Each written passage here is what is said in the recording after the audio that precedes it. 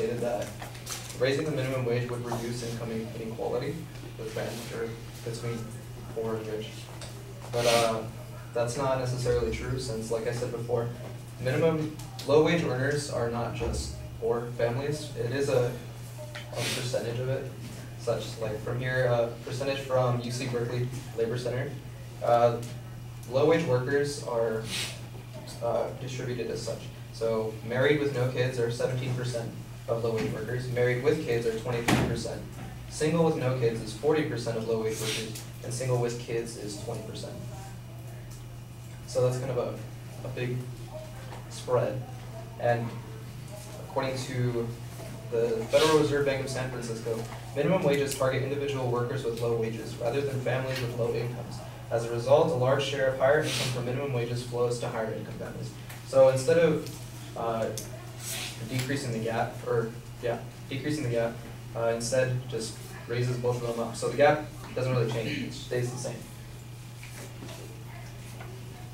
My opponent also stated that minimum wage can't support a family, and that is true. However, the minimum wage was never really meant to support a family. Minimum wage jobs typically are entry-level jobs for people to get into the workforce and eventually make more than minimum wage.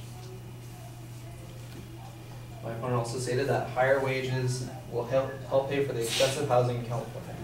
While that is true, a higher wage would help you pay for expensive housing in California, I would say that a better option would be to reduce housing costs in California overall, rather than increasing wages. So like, take Northern California, for example, like Sacramento and San Jose. In San Jose and Sacramento, they have very strict regulations on housing, and this strict regulation on housing, where is it? I have the evidence. The strict regulation on housing causes a drop or a lower market for housing. So with a lower market, and if people are still looking for houses, the demand of housing will increase. So people selling houses will increase their prices, since people will pay more for a house, since houses are scarce. So currently, right now, oh my gosh, Sacramento is still increasing regulations on their housing, which will increase the cost of living in Northern California and increase poverty. So what they should be doing is to somehow reduce, maybe loosen regulations, so that way cost of housing can go down, so cost of living can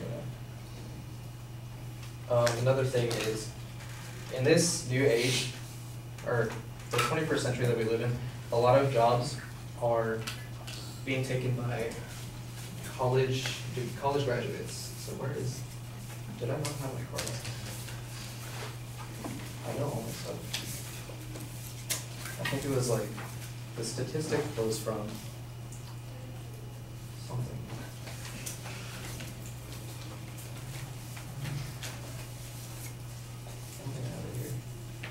Oh, here it is. So this is from CNN. The 11.6 million jobs created after the Great Recession, 8.4 million of those went to college graduates with at least a bachelor's degree, according to a news report from the Center of Education and the Workforce at Georgetown University. So a good alternative to working minimum wage was to get a college degree. However, college is very expensive. According to the Center of Budget and Policy Priorities, as well as the Economic Policy Institute, the cost of tuition, including room and board, has increased 10 times as much as median family income over the past 2 decades. So while getting a bachelor's degree would help you secure a job and make more money, college is very expensive, which is, we can see, would be inaccessible to low-wage earners and impoverished people. So another way to decrease the cost of living in California and decrease poverty would be to decrease the cost of schools. Since school is very expensive, and school is a great way to get a better job and make more money. However, if we can't do any of those things, we already have a plan in act right now that helps poor people, or people, low-wage earners, make more money. And it's called the EITC, which is where is it? The name, Earned Income Tax Credit, right? Yeah. And it's basically a tax return. Oh, am I done? Okay.